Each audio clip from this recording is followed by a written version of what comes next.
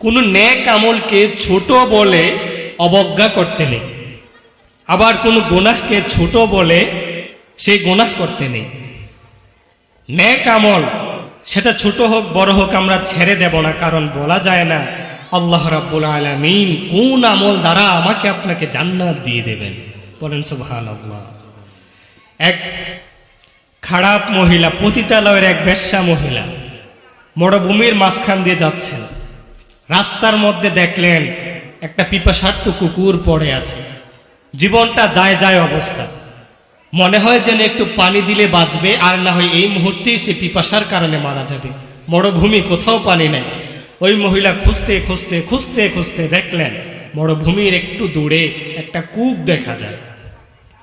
সে চলে গেলেন ওই কূপের কাছে, গিয়ে দেখলেন কূপের পানিটা অনেক নিচে, কিন্তু পানি কিভাবে উঠাবেন, বালতি তো নাই।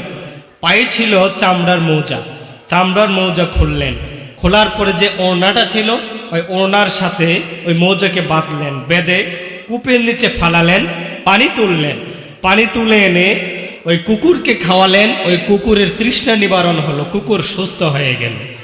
মদিনাওয়ালা নবী ঘোষণা দেয়, ওই মহিলা ওই কুকুরকে পানি খাওয়ার কারণে, আল্লাহর ওই ছোট্ট জীবটাকে, মাখলুকটাকে সাহায্য করার কারণে আল্লাহ রাব্বুল আলামিন তার জিন্দেগির গুনাহগুলো মাফ করে দিয়ে তাকে জান্নাতি নারী হিসেবে কবুল করে নিয়েছেন। পড়েন সুবহানাল্লাহ। তাহলে নেক আমল যত ছোট হোক আমরা ছেড়ে দেব না। আমরা তো রাস্তাঘাটে কুকুর বিড়াল দেখলে দুষ্টামি করে একটা ইটা মারা দেয়, এগুলো করব না।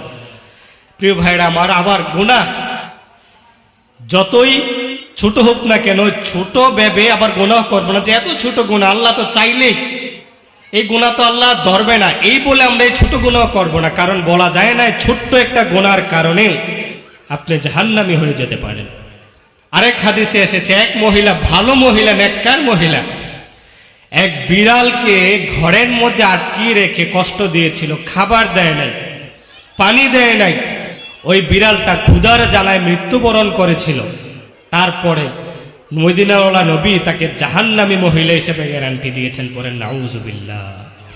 এই জন্য নেক আমল যতই ছোট হোক না কেন, ছোট নেক আমল ভেবে অবজ্ঞা করে আমরা নেক আমল ছাড়বো না, সব নেক আমল করব। দুনিয়াতে যত ভালো কাজ আছে সব ভালো কাজ আমরা করার চেষ্টা করব। যত গুনাহ আছে ওই গুনাহগুলো আমরা ছেড়ে দেব বলে ইনশাআল্লাহ।